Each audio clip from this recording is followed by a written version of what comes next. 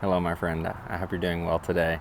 I'm gonna make a very quick video about using the X-H2S with the Sigma 18-35 and the Fringer EF-FX Pro 2 adapter. In making this video, I'm also probably just talking about using the EF to FX Pro 2 adapter from Fringer with the Sigma 18-35 on Fujifilm cameras in general, because I've now used it with the X-T3, the X-T4, and the X-H2S pretty significantly. When I say significantly, I mean that I have shot probably 100 weddings with this setup on various Fujifilm cameras and used them on countless number of trips that I've taken.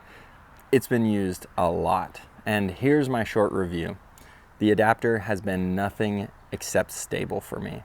I have continually found that the electronics cause no problems for me.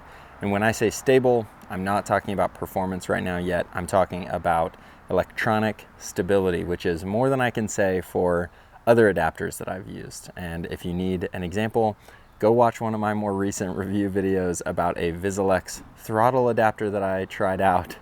That was a nightmare. So as soon as you introduce an adapter between a non-native piece of glass and a camera body, there are concerns that happen right there, because there can be output blacking that happens where you don't get an image, or there can be concerns about whether or not that connection is stable in terms of its physical connection, whether or not there's looseness that happens, which causes weather sealing issues, and a whole host of other issues about the mechanics and the build quality. The lens and the adapter have had no problems for me using on Fujifilm cameras so far.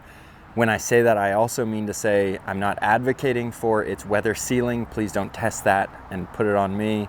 But I have used these in lots of dry heat and dust, along with windy, sandy environments, rainy environments, cold, wet, and all sorts of harsh weather conditions. And so far, I have not even had fogging that happens inside of the lens elements or anything along those lines. So far, the connection has been stable electronically and mechanically, which is the first thing and the best thing that I'm going to start with, because if that doesn't happen, then all the rest of the review is judged right there.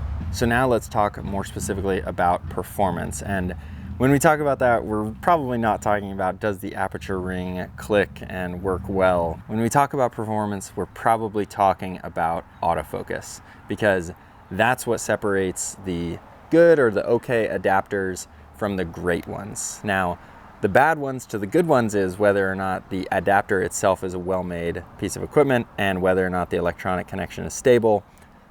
We got that. Now, going from good to great, does the autofocus work? In short, my review about the performance of the autofocus is somewhat consistent with Fujifilm more broadly, which is to say that the autofocus, it's great but not exceptional for me. I've found that in a situation like this, I have on face autofocus, and I hope it hasn't been pulsing. I don't think that it probably has been. And in a situation like this, I find that I can approach the lens and it will adapt, as I saw that it just did on the flip screen, and I can move back, and it held me the whole time. I also find that if I'm in a situation like this and I were to hold up this camera, it found the camera, it adjusted perfectly well. More than happy with that performance right there. And as soon as I move the camera, it comes back to me. It pulses a little bit.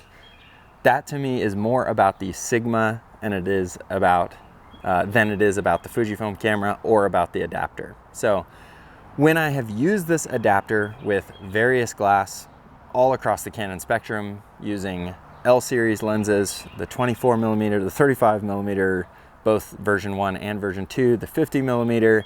I've also used it with a whole host of more affordable, cheaper EFS lenses, just kind of on a trial basis. I've attempted a variety of different ones, but I just keep coming back to the Sigma 18-35, and it has been stable with all of the lenses that I've used, and the autofocus is pretty much dependent upon the lens, which says to me that it has nothing to do with the adapter. The adapter does a perfectly good job operating the lens just as if it was a native piece of glass for that system. So how do I like this setup on the X-H2S specifically?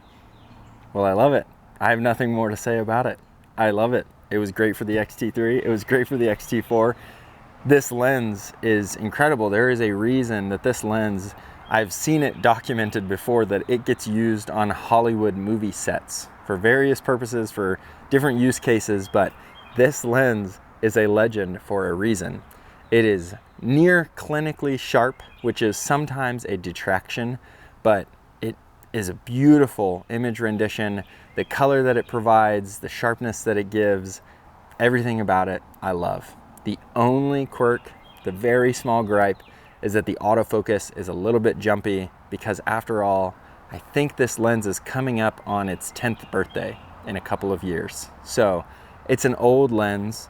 It's a photocentric lens. It was made in a different time of camera equipment altogether, which is wild to think about if you're new to the world of cameras. This lens comes from a time when hybrid cameras meant that it had the ability to make videos. Not that video was like a primary feature of it. So it comes from a different time. I don't expect it to have perfect pulsing and that it would slowly rack focus. Having said that, the one very small other gripe, which I do not think is Fringer's responsibility as an adapter, the lens is not responsive to internal autofocus adjustments. So if I change the settings to AF, slow, fast, quick, or not quick, whatever the responsive settings are, I really don't mess with them because I use this setup almost exclusively, and I don't believe in all of my testing or in any of my friends' testing, I don't believe that it is responsive to those features. Again, I don't think that that is the responsibility of the lens or the adapter, and I don't know if that's even the body's responsibility. I don't know who's at fault there, but it doesn't bother me much. I'm okay with living with it as it is. I do get smooth autofocus racks using other lenses, so I think it's just the 18 to 35. But when you're pulling focus manually with this camera and with the lens, everything is beautiful because it has one of the best focus rings, smoothest pull actions that I've ever found. I love the throwing distance as well as the amount of tension and resistance. I do not like fly-by-wire lenses. Sorry, Fujifilm, I don't like these at all for manually focusing. So that's pretty much my review of my experience with it. I could go on for a very long time talking about any specific use cases that you're curious about. Please leave me a comment, but as for the general review, I have been asked this quite a bit. If people think that I like this setup and if I've continued to be happy with it, I have, very much. That's my review. I hope this was helpful for you. Thanks so much for watching. Be blessed, my friend.